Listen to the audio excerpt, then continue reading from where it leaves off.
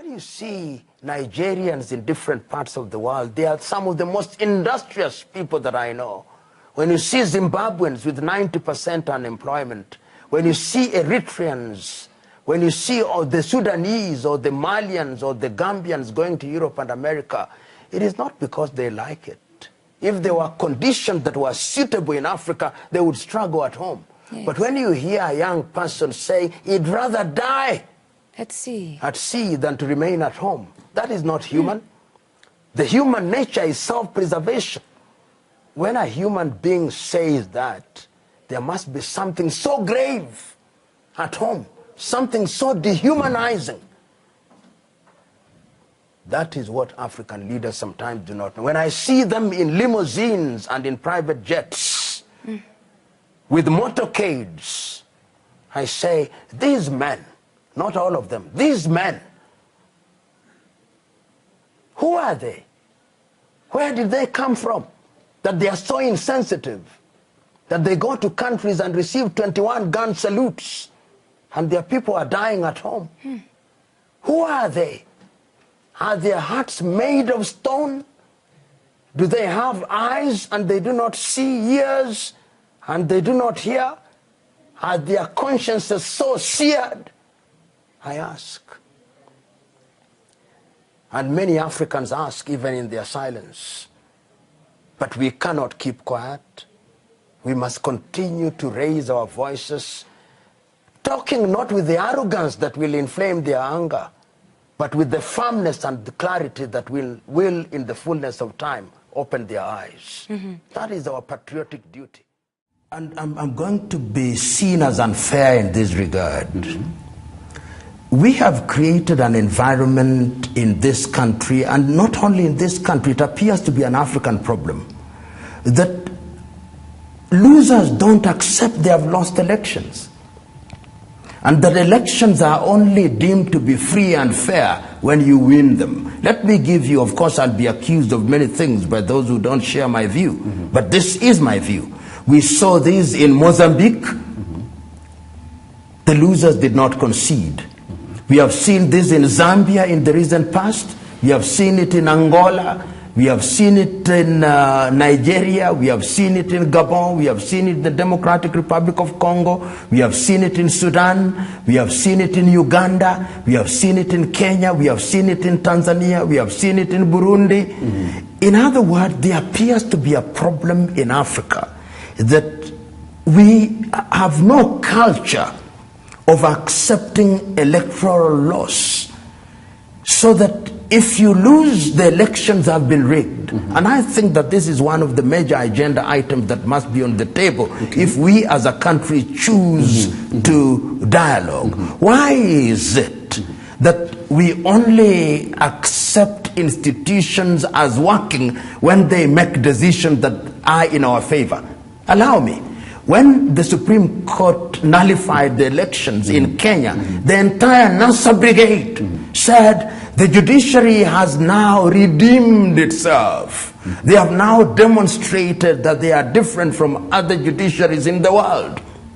On the other hand, Jubilee was busy insulting the judiciary as having arrived at a decision which was unfavorable and completely ungoverned by law.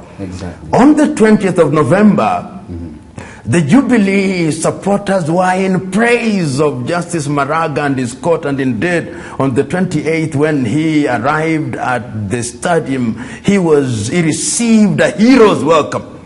On the other hand, NASA was saying he was intimidated into giving this judgment. You can see. But look at countries that have matured, such as the United States of America. Trump wins the electoral vote.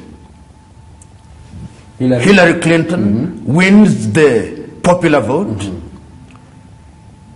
She's so gracious in defeat. And she says, I have lost. The people of America, as governed by the law of the United States of America, as it is today, have spoken. I concede defeat, and makes a phone call to Donald Trump. You never see that in Africa. One of the few examples that we would have seen was in Gambia, where Yahya Jammeh conceded defeat. After 1 week, he says, no, I was wrong. I actually did win the election. So there appears to be a problem in Africa. And it's a problem that we as a country must address. It is a problem that possibly the African Union must address, to find why is it that we in this continent are incapable of conducting elections that are acceptable to the winners and the losers, however painful. If we don't, we are going to have major crises going forward. There are now two strands of views about Africa. They are the Afro-pessimists who hold the view that Africa is dead on arrival, that Africa is going nowhere, that in fact they are writing her obituary. Some of them even boldly say that Africa ought to be recolonized. And they say they can't govern themselves. Look at what they are doing to themselves in South Sudan. Look at what they are doing to themselves in Congo. Look at what they are doing to themselves in Somalia. Look at what they are doing to themselves in the Cameroons, what they are doing to themselves in Mali. They should be recolonized. Then they are the Afro-optimists, to which I belong. We, the Afro-optimists, believe that these are unfortunate hiccups, and that Africa is beginning to realize that she must do the right things. And when I see certain activities in a number of countries, they are not dramatic, but they are things that are telling me that we can move in the right direction. When I see Angola, Dos Santos leaving office, when I see President Zuma leaving office, when I see Robert Gabriel Mugabe being removed from office in what is a coup that was never a coup, when I see Ian Khama leaving office, when I see John Pombe Magufuli doing his thing in Tanzania, when I see President Akufo doing his thing in Ghana, when I see in Gambia Adama Barrow, when I see in Liberia George Oppong coming into government, I say, yes, we are moving in some direction. We can never afford the luxury of giving up hope. There are those who think that Africa's problems will be solved through some big bang solution. It is going to be gradual, it is going to be painful, but who said it would be easy? But as Kwame Nkrumah said, let us look neither east nor west. Let us look forward and let us keep in motion. And I think it is Martin Luther King Jr. who put it more dramatically than I can ever master. He said, if you can't run, walk. If you can't walk, crawl, but keep on moving. Africa must move in the direction of unity. And this unity, if you permit me this analogy, is like marriage. In the early days, if it is not an arranged marriage, the fire that keeps it burning is romantic love. But when you get into the deeper aspects of it, love changes and is a combination of tolerance and love. And I believe that that is the recipe.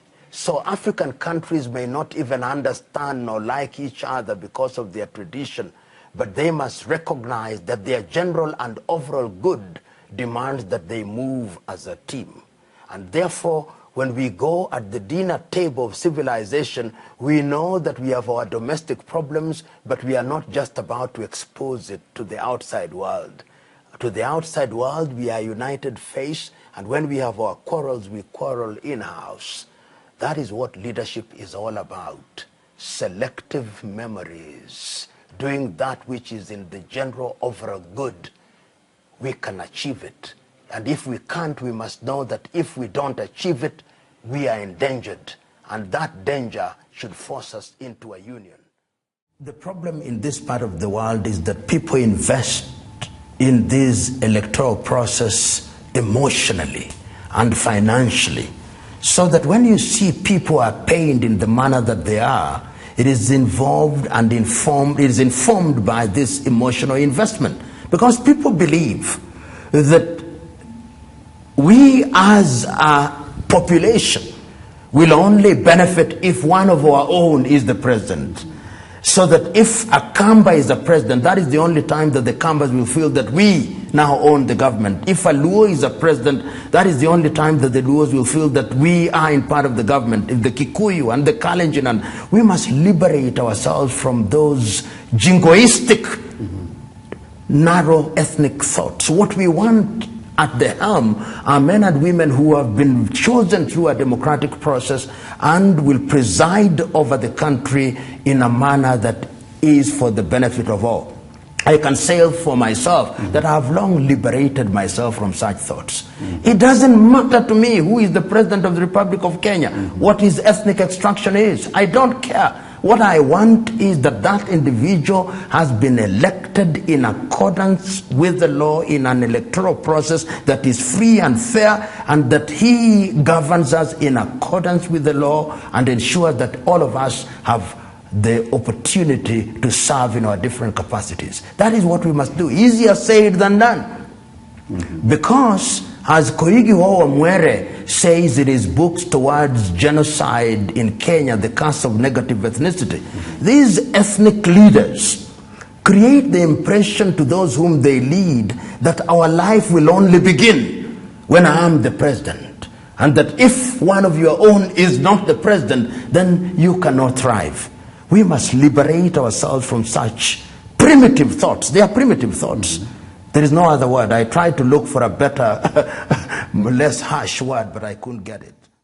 It is incumbent upon leaders when they organize protests to ensure that they are there, complete with their own marshals. Because we are saying that we are involved in civil disobedience. If you look at classical civil disobedience as organized by Martin Luther King Jr., they always led, they were always on foot with the marchers, leading from the front to ensure that there will be discipline throughout the process. When Martin Luther King Jr. was organizing the Washington March, he was in front with Jesse Jackson, Andrew Young, and everybody, Ralph Abernathy. He was in front. When Mahatma Gandhi was organizing the march to make salt on the Indian Ocean, he was in front. But we have leaders here who are in cars, on top of cars, they are not there. Once you do that, you succeed in exciting mobs. And once you excite mobs, then you create a situation where it degenerates into chaos. You know, there is, you call them in the classical tradition of defining people as the comparative bourgeoisie. These are the people who lend themselves to being used by the erstwhile colonial power. Yes. We must liberate them from themselves. They are capable of being liberated.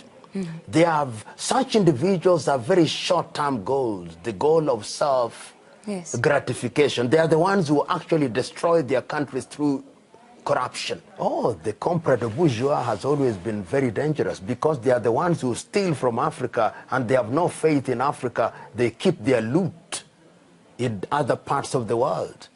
And in other parts of the world, such individuals, in China, whether they call them comparative bourgeois or call them anything else, when they are caught, they are executed as an example to others.